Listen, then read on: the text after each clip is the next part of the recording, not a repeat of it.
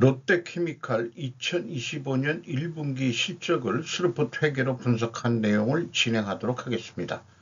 매출은 2.4% 감소했고 영업손실은 45.4% 개선됐습니다. 가공비 배부 재고자산 회전율은 0.2회전 하락했고 PBR은 0.21 상태로 매우 낮은 상태입니다. 분석 결과 비성분 재고자산 변동범위 개선이 필요하다고 판단이 됩니다. 롯데케미칼에 관한 뉴스로 인리 투자 결실 PRS 만기 전 LCI 지분 매각 시도한다. 김수정 기자가 블로터에서 보도를 한 내용입니다. 3월에 체결한 PT LCI 지분 25%에 대한 주가 수익 수합 계약의 후속 조치다 이렇게 표현을 하고 있고요. 어쨌든 그 LCI 지분 매각을 현재 시도하고 있다는데 그 지분 그 49% 중 25%를 매각하는 동시에 인수자와 PRS 계약을 맺었다. 이렇게 되는데 주가 수익 수합이라는 것은 뭐 개념은 제 수준은 잘 모르겠고요. 어쨌든 투자가 일단락 됨에 따라 재무 부담도 이전보다 크게 줄어들 것이다. 이렇게 보도를 했습니다. 별도로 석유화학 업계에 대한 뉴스로서 유가 하락 추세인데 구조조정 뭐 이런 것이 기대돼 가지고 석유화학 계통의 빛이 득가 그렇게 지금 기대하는 뉴스 기사를 김윤희 기자가 GD넷 코리아에서 보도를 했습니다.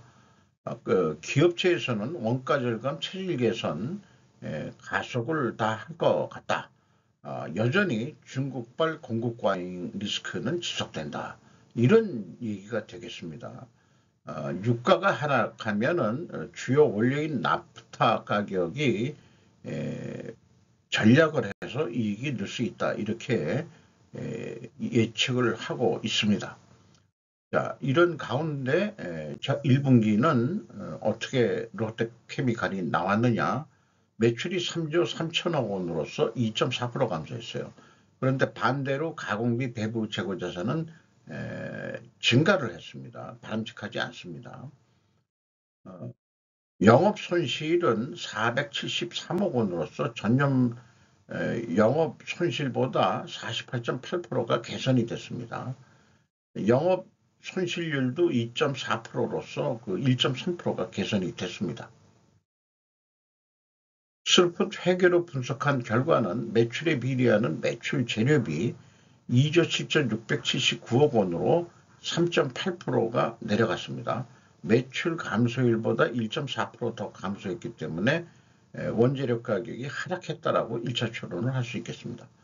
스루풋율 그래서 1.2% 증가했고요. 운영경비를 3% 줄였습니다. 결과 TOE 생산성은 0.91로서 0.07포인트가 상승했습니다. 영업손실 549억 원으로서 원가회계 영업손실보다 76억 원이 더 손실이 났습니다. 조금이라도 재고자산이 증가했기 때문입니다. 재고자산 내역은 상품, 제품, 반제품 합쳐서 가공비 배부 재고자산 카테고리에 넣고 있고요. 1분기에 605억 원이 증가를 했습니다. 전체 재고자산은 1175억 원이나 크게 증가했습니다. 원재료 확보 많이 하는 것은 관계가 없습니다. 돈이 좀 잠겨서 그렇지 핵심적인 경영은 가공비 배부 재고자산 회전율로 산출하고 있습니다. 비용의 성격적 분류 내용 분석 내용은 재고자산의 변동이 마이너스 1194억 원입니다. 재고가 증가했다는 뜻입니다. 재고자산 매입액이면 A 재고자산의 변동 범위는 전체 재고자산을 의미하고 있습니다. 2조 8,797억 원으로서 3.4% 감소했습니다. AB를 더한 매출원가 재료비는 2조 7,603억 원으로 3.8% 감소했고 운영경비는 3%를 감소시켰습니다. 운영경비 6천억 원에서 그 판매관리비 1922억 원을 뺀 4,077억 원이 공장 가공비인데 총 제조 비용이 13%, 0.3% 상승했습니다. 재료 비율은 0.3% 하락했고요. 여기서도 원재료 가격이 하락했다라고 2차 추론을 해낼 수 있겠습니다. 재고자산의 증감 범위는 전체 재고자산임이 증명이 됩니다. WCA를 표준으로 해야 된다라고 말씀드리고 싶어요. 전체 재고자산을 해서는 맞습니다.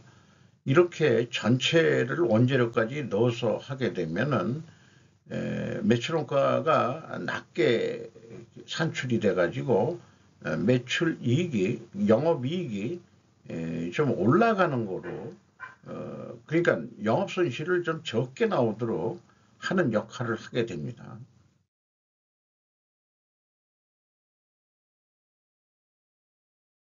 PQ 총 제조 비용도 동일한 금액으로 차이가 나고요. 현금흐름표 재고자산의 증감액은 일치를 합니다. 가공비가 아니고 재고자산 평가손실 가감하면은 일치를 합니다. 그 갭에 대해서 검증을 할 수 있습니다. 76억 3,600만 원이 적게 나왔는데 이 금액은 가공비 재부재고자산 증가액에서 가공비율을 곱하면은 그 금액이 일치하게 나오고요. 그것을 다른 데서 또 필연적으로 존재할 다른 결과를 찾는다면은 비성분에서 매출원가 재료비가 나온 게 있고 제가 매출 재료비 산출하는 산식이 있습니다.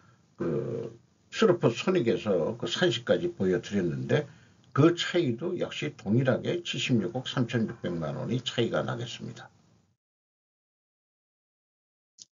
운영경비로서 인건비가 996억 원 14% 증가했는데 거꾸로 직원 수는 320명을 줄였어요.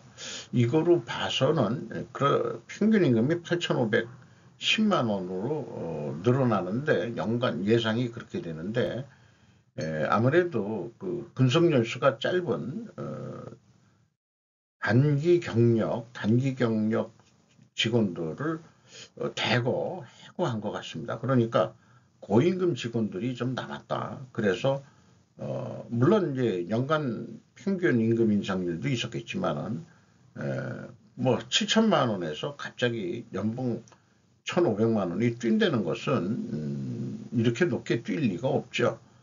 그러니까 저임금 사원들이 좀 많이 나왔다. 운반 보관료가 많이 들어가네요. 2.7% 감소했고 지급 수수료는 23.3%가 증가했습니다. 병행평가 지표로서 재고 회전율은 0.2회전 하락했고 스루픈율은 1.2% 상승했습니다. 역방향이면은 불식회계 개연성 가정을 세웁니다. 그리고 매출 채권 수금 속도는 느려졌고요. 1.7회전으로 매입 채무 지급 속도도 느려졌습니다만은 매입 채무 지급 속도는 상대적으로 빠릅니다. 이것은 원재료 공급자가 공급자 우위 시장임을 나타냅니다. 돈을 빨리빨리 줘야 그 주 원재료인 나프타를 구할 수 있기 때문에 그럴 것입니다. 그런데 현금 버퍼율이 아주 높게 확보가 됐어요. 52.1%로. 어디서 뭘 팔아가지고 이렇게 많이 높으냐. 그걸 분석하기 이전에 뉴스에 나온 대로 뭐 PRS인가 이 스왑, 주가 스왑 뭐 이런 경우 지분 뭐 투자 지분의 매각 이런 거에 의해서 확보를 한 그런 것도 영향이 있을 거라고 생각이 듭니다. 일시에 이렇게 많이 높게 뛰는 것은 특별한 경우라고 할 수 있겠습니다. 자금 확보를 많이 했다 이런 뜻이 되겠죠.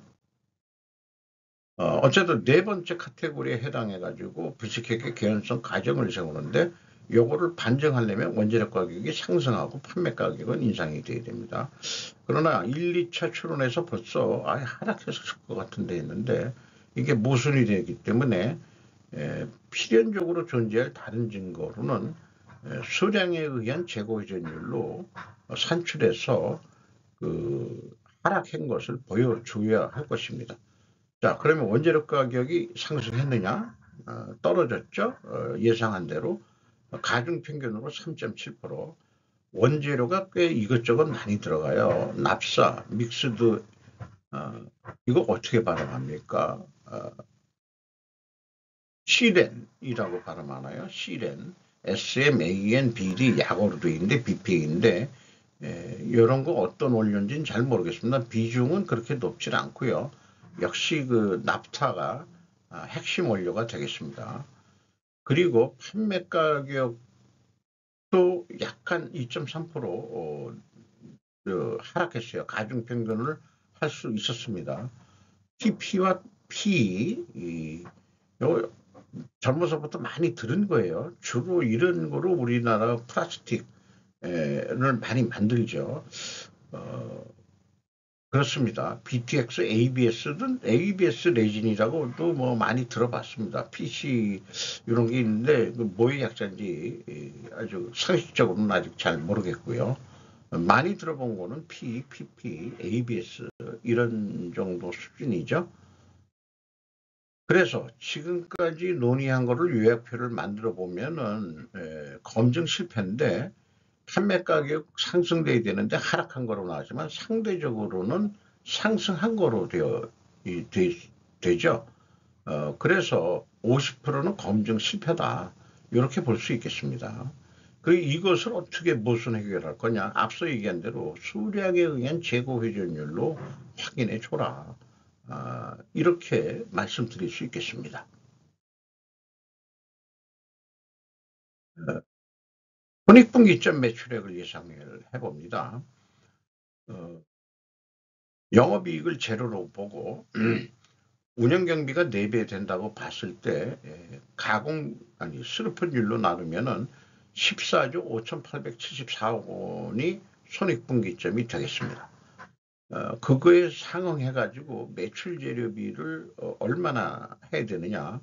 300%만 하는 게 아니고 40%를 더 노력을 해야 됩니다. 나머지 3분기 동안에 40%를 더 노력을 해야 되니까 분기별로 15% 정도 이상 더 매출 노력을 해야 될 것이에요. 그렇게 무리한 요구는 아닐 겁니다. 그런데 그게 가능하려는지 판매 가격 그대로 가져가는 거로 하고서 그러면은 한 14조 5,774억 원의 목표를 세워볼 수 있겠습니다. 자, 그래서 뭐 어느 거를 선택한다기보다도 이런 경우 14조 5천억 하자. 매출 계획이 그렇게 정확하게 끝자리 수까지 나오는 건 아니지 않겠습니까? 그러면은 뭐 예상이 한 791억 원 적자인데 요걸 재고 회전율을 더도 말고 16회전만 해보자. 예상이 15.1회전인데 재고 회전율을 올려자. 생산을 줄여서 재고를 줄이는 방법이 있고요. 매출을 더해서 재고를 줄이는 방법이 있고 첫 번째와 두 번째의 복합된 결과가 일반적으로 그런 방법이겠죠. 세 번째 방법 자관 어떤 경우가 다 복합적으로 적용해가지고 16회전을 한다고 그러면은 매출은 15조 4,787억 원을 달성하게 될 것이고 운영경비가 1% 증가하더라도 영업이익이 드디어 1222억 원 정도 이익을 낼 수 있을 것이다. 이렇게 예측을 해볼 수 있겠습니다. 재고가 증가했을 때는 원가회계 영업이익보다 이익이 감소하게 되고요. 판매가는 원가회계보다 낮게 나오게 되어 있습니다. 현금 재무지표로서 EAT 세후 현금 순이 971억 원을 벌었습니다. 적자가 아닙니다. 두 번째 EMS 영업활동으로 전체 유입된 돈은 8,400억 원대이고 최종적으로 1조 7,947억 원의 현금이 벌어온 게 아니고 이거는 유입이 된 것 같습니다. 영업활동으로 돈이 들어왔다기보다는 다른 요인에 의해서 현금이 1조 7천억 원대가 들어왔습니다. 그도 그럴 것이 그 캐펙스 자본적 비유동 자산에서 9,400억 원이 감소하는 바람에 그게 현금화 해가지고 들어온 것으로 보입니다. 그리고 그 투자 비율, 중소기업 투자 비율은 54.6%로 줄어들었습니다. 55.1%에서 아까 뉴스에 나온 대로 그 지분 매각을 통해 가지고 현금을 확보한 것으로 그렇게 판단이 되네요. 잉여 현금 흐름으로써 채권자한테 7,892억 원을 갚아가지고 이자 부채 레버리지율은 32.9%가 됐습니다. 잉여 현금 흐름은 적자인 상태에서도 421억 원의 이익 배당이 있었는데 0.2% 낮은 상태로 배당이 있었습니다. 아예 적자 볼 때는 안 하는 게 날 텐데요. 그래도 주주들을 위해서 조금이라도 배당을 한 것 같습니다.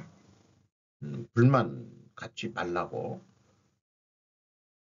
주가는 58,400원으로 600원 내려갔습니다. 연초보다. PBR은 0.21 상태고요. 5% 이상 주주는 롯데지주가 25.31%, 롯데물산이 20%, 롯데홀딩스 일본 본사죠 9.19%, 국민연금공단 5.83%, 외국인이 19.98, 20%를 거의 가지고 있는데 JP모건, 골드만삭스, 미국계 자본이 보입니다. 이상 롯데케미칼 우리나라 석유화학계통이 좀 중국의 저가 공세 과잉 생산에 의한 덤핑 이거를 언제까지 견뎌낼 수 있겠느냐.